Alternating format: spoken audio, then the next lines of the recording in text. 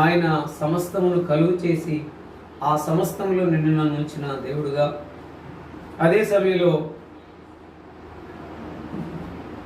ఆయన బలవంతుడైన దేవుడుగా, మహాదేవుడుగా, తోడుగా ఉన్న దేవుడుగా మనకున్నందుకై మనము దేవునిలో కొనసాగడానికి మనం ఎంతో ఆనందించేదాని కొరకై ఆయన సర్వాధికారి అయిన దేవుడుగా ఉన్నాడు అని మనం జ్ఞాపకం చేసుకున్నాం.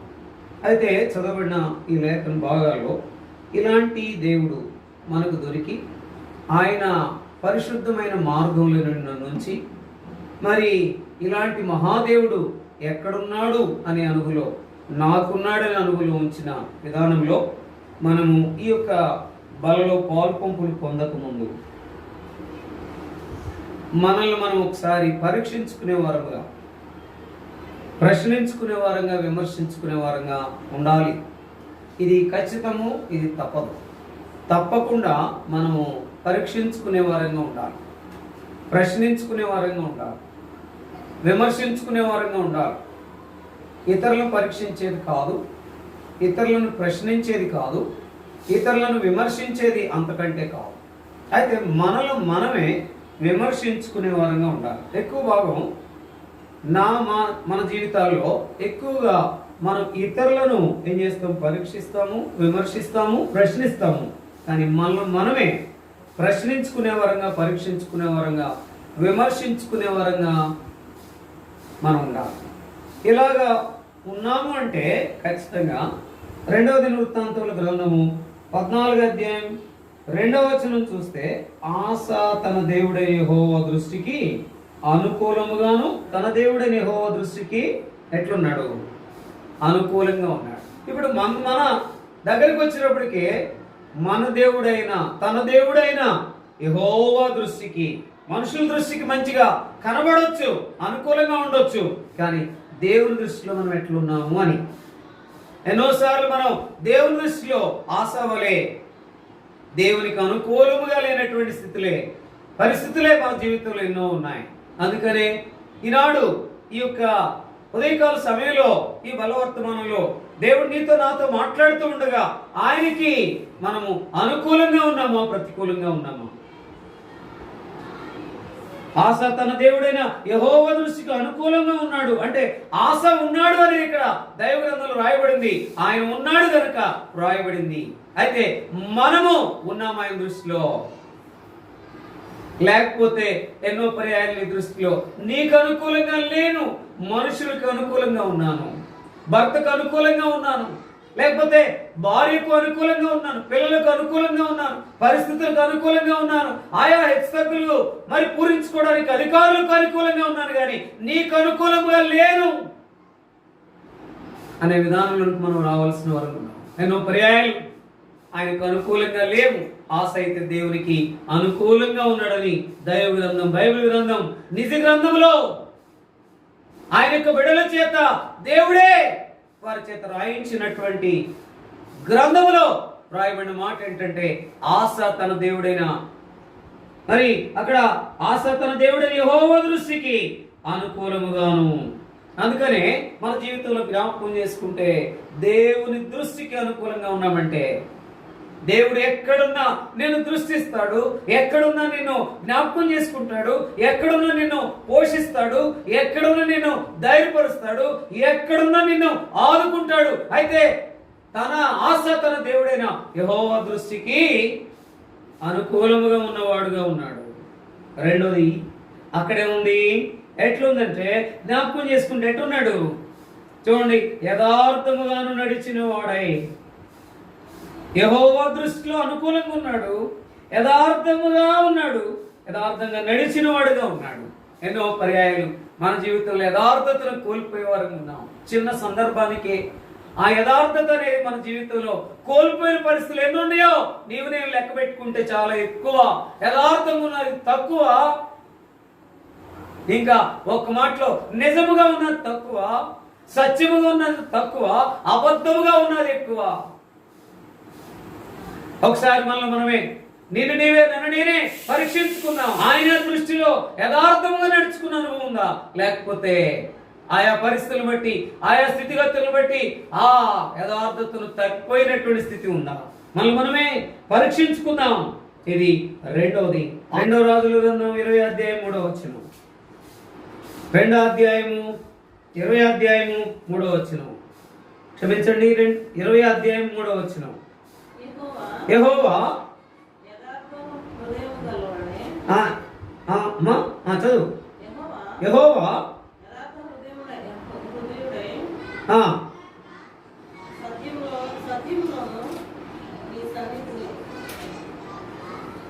20 అధ్యాయము 3వ వచనం అందరం కలిసి చూద్దాం. 20 అధ్యాయము 3వ వచనం అందరం కలిసి చూద్దాం. యెహోవా యథార్థ హృదయుడై సత్యముతో నీ సన్నిధి నేనెట్లు నడుచుకుంటును, నీ దృష్టికి అనుకూలముగా సమస్తము నేనెట్లు జరిగించుతును, కృపతో జ్ఞాపకం చేసుకున్నామని హిజ్కియా కన్నీళ్లు విడుచు యెహోవాను ప్రార్థించాను. అంటే అక్కడేమో ఆస అంటున్నాడు, నేను నీ దృష్టిలో, ఆస తన దేవుడైన యెహోవా దృష్టికి అనుకూలంగా యథార్థంగా నడిచిన వాడుగా ఉన్నాడు. ఇక్కడ హిజ్కియా తన జీవితంలో ఎలా ఉన్నాడు? యెహోవా యథార్థ హృదయుడై సత్యముతో, యథార్థ హృదయం కలిగిన వాడుగా ఉన్నాడు. సత్యముతో నీ సన్నిధి నేను ఎట్లు నడుచుకుంటున్నావు, నీ దృష్టికి అనుకూలంగా సమస్తము నేను ఎట్లు జరిగించుతున్నావు, కృపముతో జ్ఞాపకం చేసుకుని. అంటే యథార్థముగా ఎటు నడుచుకున్నాడు, యథార్థ హృదయుడిగా ఉన్నాడు, సత్యముతో ఉన్నాడు, ఆయన దృష్టికి అనుకూలంగా సమస్తమును జరిగించిన వాడుగా ఉన్నాడు. అందుకని ఒక మాట వాడుతున్నాడు. ఏమన్నాడు? అయ్యా, నేను నీ దృష్టిలో యథార్థంగా ఉన్నాను, సత్యముగా ఉన్నాను, నేను ఎట్లు మరి నీకు అనుకూలంగా నడుచుకుంటున్నావు, కృపతో జ్ఞాపకం చేసుకోమంటున్నాడు. ఇక్కడ హిజ్కియా జీవితంలో కూడా ఏముందంటే, అక్కడేమో ఆయన దృష్టికి అనుకూలంగా ఉన్నాడు, ఇక్కడేమో హిజ్కియా ఆయన దృష్టికి అనుకూలంగా ఉండి ఎట్లున్నాడంటే యథార్థ హృదయుడిగా ఉన్నాడు, సత్యముతో ఉన్నాడు. అక్కడ ఆస తన జీవితంలో యథార్థముగా ఉన్నాడు, హిజ్కియా తన జీవితంలో యథార్థంగా ఉన్నాడు. అయితే ఇక్కడ తన జీవితంలో అనుకూలం ఉంది, ఆస తన జీవితంలో, హిజ్కియా తన జీవితంలో నేను ఎట్లా మరి నెరవేర్చితును, ఏంటది, ఎట్లా సమస్తము నేను ఎట్లు జరిగించితును, కృపతో జ్ఞాపకం చేసుకున్నాము. ఆయనలో సత్యం ఉంది. మనలో హిజ్కియా అంటూ ఉన్నాడు, తన యొక్క స్థితిని బట్టి, తన యొక్క దీన స్థితిని బట్టి దేవుని దగ్గరికి వచ్చి అడుగుతూ ఉన్నాడు, అయ్యా నన్ను ఒకసారి జ్ఞాపకం చేసుకో, నేను నీ సన్నిధిలో ఎలాగున్నానో అన్నప్పుడు దేవుడు జ్ఞాపకం చేసుకున్నాడు. ఆ కన్నీళ్లు విడుచుట. అందుకని అక్కడ చివరి ఒక మాట చూడండి, కృపతో జ్ఞాపకం చేసుకుని హిజ్కియా కన్నీళ్లు విడుచు యెహోవాను ప్రార్థించెను. అందుకని వీళ్ళ జ్ఞాపకం చేసుకుంటే ఎన్నో పర్యాయాలు మన జీవితంలో ఒకసారి మన నిజ స్థితిని జ్ఞాపకం తెచ్చుకున్నాయా, చాలాసార్లు ఆశవలే నా జీవితంలో నీకు అనుకూలం అనేటటువంటి విధానం లేదు, యథార్థత లేదు. రెండోది, హిజ్కియా వలె నీకు అనుకూలంగా, హిజ్కియా అనుకూలంగా ఉన్నాడు, అయితే తను సత్యముతో సమస్తాన్ని జరిగించిన వాడుగా ఉన్నాడు. అందుకని కన్నీళ్లు విడిచి అడిగినటువంటి ఆ ప్రార్థనకు జవాబిచ్చాడు. వాస్తవానికి హిజ్కియా ఆయుష్ ముగించబడింది, అయితే 15 సంవత్సరములు ఆయుష్ పొడిగించబడింది ఈ యొక్క ప్రార్థన వలన, ఈ యొక్క ఆ యొక్క నిజ స్థితిని చెప్పుకోవడం వలన. అందుకనే కృపతో జ్ఞాపకం చేసుకోమంటున్నాడు. ఎన్నోసార్లు నా యొక్క శక్తి, నా యుక్తి, నా భక్తి, నా డబ్బు, నా యొక్క శరీరము, నా మనుషులు, నా పరిస్థితులని మనం చూసుకుని ఎంతో మనము దేవునికి వ్యతిరేకంగా, లేకపోతే గర్వంగా, లేకపోతే దేవునికి దూరంగా, దేవుని మీద మనము వేష్టపడే వారంగా ఉంటాం చాలాసార్లు, నాతో సహా. అందుకనే హిజ్కియాను జ్ఞాపకం చేసుకుంటే, అయ్యా నేను నీ సన్నిధిలో నేను ఎట్లా సమస్తము నేను ఎట్లు నీ సన్నిధి నేను ఎట్లు నడుచుకుంటున్నాను, నీ దృష్టికి అనుకూలముగా సమస్తమును నేను ఎట్లు జరిగించుతున్నాను, నడుచుకుంటున్నాను, జరిగించుతున్నాను. ఎంత గొప్ప మాట! దేవుని దగ్గరికి వచ్చి ఈ మాట మనం అనగలమా? హిజ్కియా అంటున్నాడు, అంటే ఎంతో యథార్థత ఉంటే గాని, ఎంతో సత్యం ఉంటే గాని, ఎంతో నడుచుకున్న విధానం ఉంటే గాని ఇంత ధైర్యంగా చెప్పబడేది లేదు. అందులో తన జీవితం అలాగుంటేనే నేనంటాను ఈ దైవ గ్రంథంలో రాయబడుతూ వచ్చింది. లేకపోతే అంత సామాన్యముగా ఈ యొక్క దైవ గ్రంథంలోనికి ఏ మాట లేనిది చేర్చబడదు, ఉన్నది తీసివేయబడదు. ఎందుకంటే ఆయన యొక్క ఆత్మ ప్రేరేపణ ద్వారా తన భక్తులైన వారి చేత వారి చేతులను పట్టి రాయించినటువంటి మాటలు దైవ గ్రంథం, పరిశుద్ధ గ్రంథం, పావన గ్రంథం, అనేక మందిని ఉత్తేజపరిచే గ్రంథం, అనేక మందికి తేట తెల్లగా తెలియజేసేటటువంటి గ్రంథం, పరిశుద్ధ గ్రంథం. ఈ బైబిల్ని జ్ఞాపకం చేసుకుంటే ఆ హిజ్కియా తన జీవితంలో ఎలా ఉన్నాడు. అందుకని ఇక్కడ రెండవ తలంపుగా మనం జ్ఞాపకం చేసుకుంటే ఆయన ఎట్లున్నాడు చూడండి. ఆ మాట, నీ సన్నిధి నేను ఎట్లు నడుచుకుంటున్నాను. ఈ మాట మనం చెప్పగలమా? అక్కడ యథార్థ హృదయుడైన సత్యముతో నీ సన్నిధి నేను ఎట్లు నడుచుకుంటున్నాను, నీ దృష్టికి అనుకూలముగా సమస్తం నేను ఎట్లు జరిగించుతున్నాను. ఈ మాట చెప్పగలమా? ఇక్కడ ఆగిపోతాం అందరం. నేను ఎట్లా నడుచుకున్నానో చూడయ్యా అంటే, నడుచుకున్నాను నీకు వ్యతిరేకంగా, నడుచుకున్నాను దూరంగా, నడుచుకున్నాను నువ్వు చెప్పింది చేయక నీకు వ్యతిరేకంగా ఉన్నానని చెప్పే బాగులు ఉన్నాం. కానీ హిజ్కియా వలె నీ సన్నిధిలో నేనెట్లు నడుచుకుంటును. ఈ మాట మనం అనగలమా? అయ్యా, ఎన్నోసార్లు నీ సన్నిధిలో ఈ రీతిగా నేను నడుచుకోలేదు. హిజ్కియా ద్వారా నాకు తెలియజేస్తా ఉన్నావు. తన జీవితంలో ఈ రీతిగా యథార్థ హృదయుడైన నేను సత్యముతో అనేటటువంటి విధానంలోకి మనం రావాల్సిన వారంగా ఉన్నాం. అందుకని ఒక మాట చదువుతారా? జ్ఞాపకం చేసుకుంటే ఎన్నో పర్యాయాలు తిమోతి రాసిన మొదటి పత్రిక 2వ అధ్యాయము 3వ వచనం, 2వ అధ్యాయం 3వ వచనం అందరం కలిసి చదువుకుంటాం. ఇది మంచిది, మన రక్షకుడు దేవుని దృష్టికి అనుకూలమునై ఉన్నది. ఇది మంచిది. ఇట్లా ఉండటం అనేది మంచిది. ఇంకొకటి ఏది కూడా మంచిది కాదు. దేవుని దృష్టికి అనుకూలంగా ఉండు, దేవుని దృష్టిలో హృదయపూర్వకంగా ఉండు, దేవుని దృష్టిలో అనుకూలముగా హృదయపూర్వకంగా సత్యముగా ఉండు. నేను ఎట్లు నడుచుకుంటున్నాను, ఎట్లు జరిగించుతున్నాను అనుభవంలో హిజ్కియా వలె మనం కూడా ఉంటే ఆయనకి సమీపంగా, అనుకూలంగా, ఆయనకి మరి ఎంతో ఇష్టంగా ఉండేటటువంటి అనుభవంలో మనం కొనసాగే వారంగా ఉంటాము. మొదటి సమూయేలు గ్రంథం 13వ అధ్యాయము 14వ వచనం అందరం కలిసి చదువుదాం. 13వ అధ్యాయము 14వ వచనం. యెహోవా తన చిత్తానుసారమైన మనసు గల ఒకరిని కనుగొని ఉన్నాడు. నీవు ఆజ్ఞాపించదని నీవు గైకొనబోతివి గనుక యెహోవా తన జనుల మీద అతని అధిపతిగా నియమించును. కాబట్టి ఇక్కడ జ్ఞాపకం చేసుకుంటే ఎవరు దావీదుని ఆయన అధిపతిగా నియమించినటువంటి విధానంలో మనం చూస్తున్నాం చాలాసార్లు మన జీవితంలో. అందుకని ఎన్నో పర్యాయాలు దేవునికి అనుకూలంగా ఉన్నామా, ప్రతికూలంగా ఉన్నామా? ఇక్కడ సౌలు ఆయనకి అనుకూలంగా లేడు, ప్రతికూలంగా ఉన్నాడు. అంటే ఆయన ఇష్టంలో లేడు. జ్ఞాపకం చేసుకుంటే ఎన్నో పర్యాయాలు మన జీవితంలో. అందుకనే దేవుని దగ్గరికి వచ్చినప్పుడు, దేవుళ్ళు కనబడేటప్పుడు దేవుని చిత్తము చేసేటటువంటి విధానంలో మనం ఉండాలి. ముందు ఆయనకు అనుకూలముగా, రెండు ఆయన సన్నిధిలో ఎట్లా నడుచుకున్నామని అనుభవంలో హిజ్కియా వలె, మూడోదిగా దావీదు ఆయన చిత్తాన్ని, దేవుని చిత్తాన్ని చేసేవాడుగా ఉన్నాడు. అందుకని ఆయనని అధిపతిగా నియమించినటువంటి దేవుడు. అందుకని మనం ఆయన చిత్తాన్ని, ఆయన ఇష్టాన్ని, ఆయనకు అనుకూలంగా ఉంటే మనల్ని ఉన్నతంగా చేస్తాడు. అధిపతిగా నియమించిన దావీదు వలె నిన్ను చేస్తాడు. అయితే ఎక్కడ మన జీవితంలో దేవునికి దగ్గరగా లేకుండా దూరంగా వెళుతున్నామో చూసుకోవాలి. అపోస్తలుల కార్యములు 13వ అధ్యాయము 22వ వచనం చదువుకుంటాం. కొత్త నిబంధనలోని పేజీ నెంబర్ 116, 22 చూడండి. తర్వాత అతను తొలగించి దావీదును వారికి రాజుగా ఏర్పరిచెను. మరియు ఆయన, నేను యెషయి కుమారుడైన దావీదును కనుగొంటిని.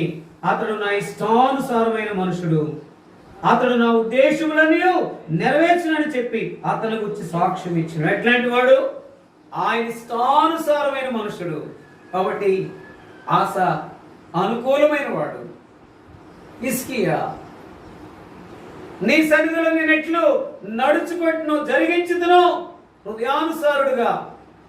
అంత మాత్రం కాదు, సత్యమును అనుసరించిన ఆ యొక్క హిజ్కియా వలె, దావీదు వలె ఆయన చిత్తము చేసేటటువంటి విధానంలో దావీదు ఉన్నాడు. అందుకని అక్కడ ఎంత శ్రేష్టమైన మాట, తరువాత అతను తొలగించి, ఎవరిని తొలగించి?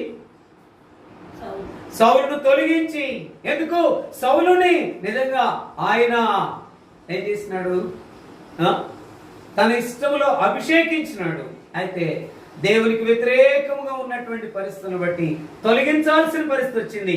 నీవు దేవుల్లో ఉన్నావని, దేవుల్లో నడుచుకోకుండా, సత్యముగా లేకుండా, యథార్థ హృదయంతో లేకుండా ఆయన సన్నిధిలో నువ్వు ఆయన చూస్తున్నాడన్న సంగతి ఏరిగా కూడా మన ఇష్టానుసారంగా ప్రవర్తిస్తే ఆయన తొలగించేవాడుగా ఉంటాడు, తప్పించేవాడుగా ఉంటాడు, వచ్చేదాన్ని కూడా రాకుండా చేసేవాడుగా ఉంటాడు. గుర్తుపెట్టుకో.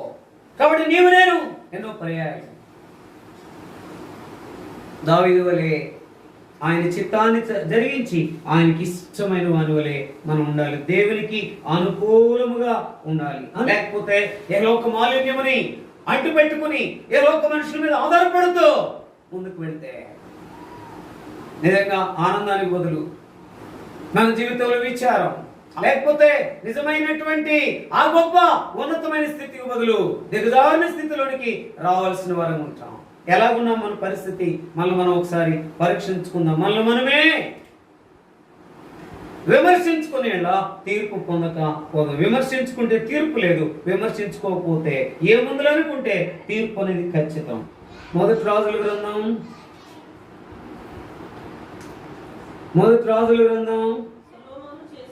సొలొమోను చేసిన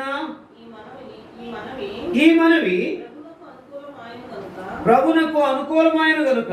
కాబట్టి ఎంత గొప్ప ఆధిక్యత ఉంది సొలొమోనుకి! అలాంటి మనుషుడు ఇంకా లేడంట. నిజంగా ఎంత గొప్ప ఆధిక్యత! అందుకని ఆయనకి అనుకూలంగా ఉండటం వల్ల ఆయన మనం ఏం చేసినాడు? అంగీకరించినాడు. దేవునికి అనుకూలంగా ఉంటే మనవి అంగీకరిస్తాడు. దేవునికి అనుకూలమా ప్రతికూలమా? దేవునికి ఇష్టమా అయిష్టమా? దేవునికి దగ్గర దూరమా? దేవునిలో ఉన్నతమా లేకపోతే దేవుని నామానికి అవమానమా? ఒకసారి జ్ఞాపకం చేసుకుని మనం పరీక్షించుకుంటే మనం ఈ విషయాల్లో తక్కువబడి ఉన్నాం. నాతో సహా మనందరము తక్కువబడి ఉన్నాం. ఎన్నో పర్యాయం ఆసా వలె, హిజ్కియా వలె, దావీదు వలె, సొలొమోను వలె దేవునికి సమీపంగా మారదాం. అందుకని మన జీవితంలో చూడండి ఒక మాట. అపోస్తలుడైన పౌలు తిమోతికి రాసిన మొదటి పత్రిక 5వ అధ్యాయం 4వ వచనం. మొదటి పత్రిక 5వ అధ్యాయము 4వ వచనం. అయితే చదవమ్మా.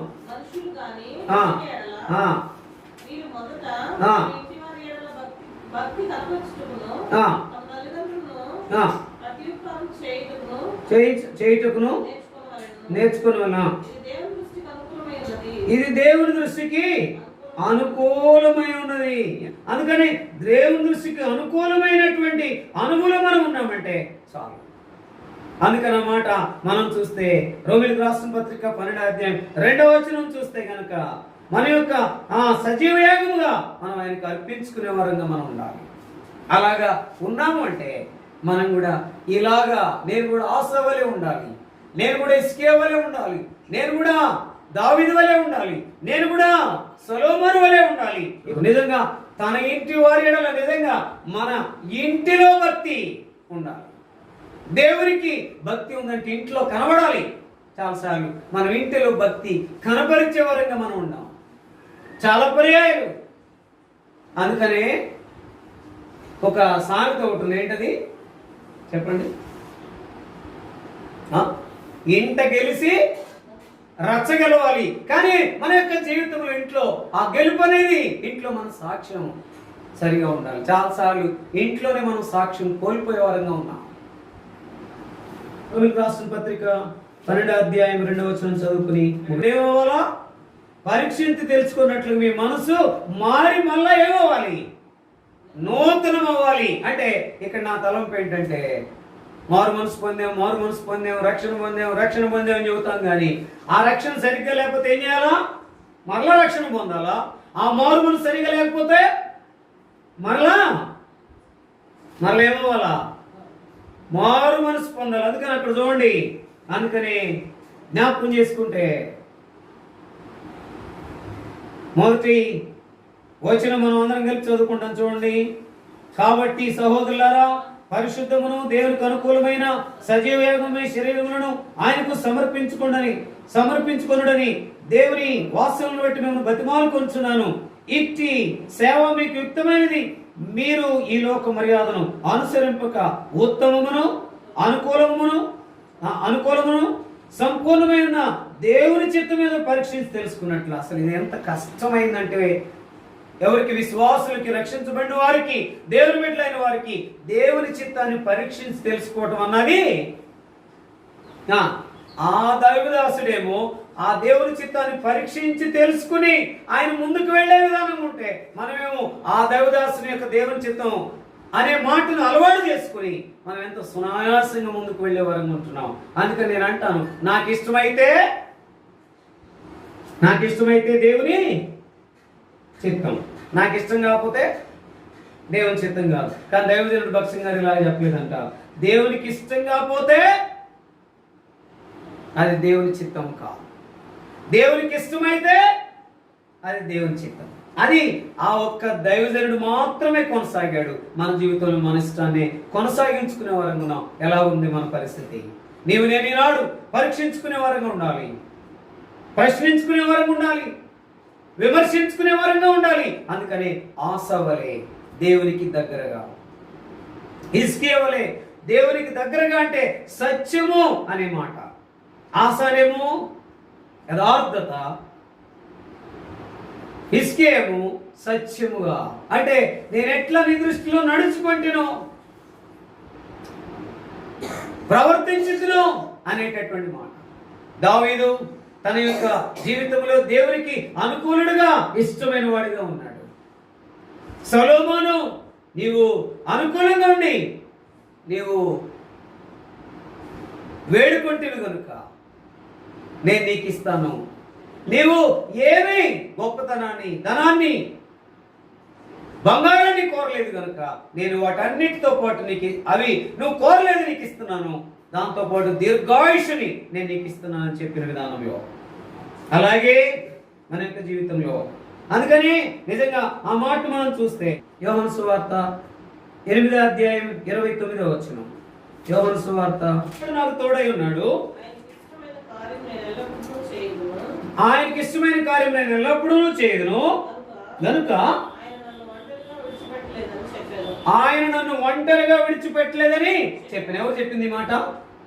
యేసుక్రీస్తు ప్రభు చెప్పాడు, ఆయన నన్ను ఒంటరిగా విడిచిపెట్టలేదు, నేను ఆయనకి ఇష్టమైన వాడిని కనుక.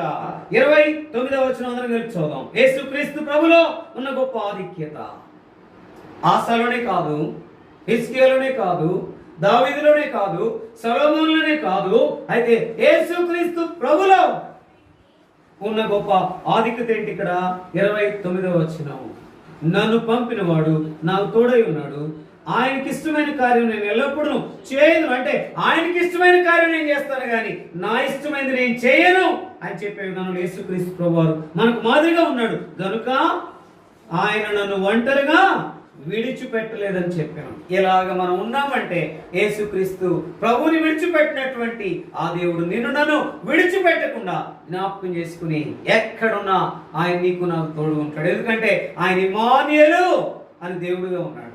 ఇమ్మానుయేలు ఆయన పేరు. ఇమ్మానుయేలు అంటే ఆయన దేవుడు మనకు తోడని. మనకు తోడుగా ఉండాలంటే ఆయనకు అనుకూలంగా, సమీపంగా, ఆయనకి ఇష్టముగా ఉండి వాళ్ళలో పాలు పంపులు పొందడానికి మనమే. కొరింథీయులకు రాసిన మొదటి పత్రిక అపోస్తలుడైన పౌలు కొరింథీయులకు రాసిన మొదటి పత్రిక 11వ అధ్యాయం 31వ వచనం ప్రకారం మనల్ని మనమే విమర్శించుకునేలా తీర్పు పొందకపోదు. విమర్శించుకుందాం, ఆ తీర్పును తప్పించుకుని నిజమైన అనుభూతిలో కొనసాగడానికి ప్రియ ప్రభువు మనకు సహాయం చేయనుగా.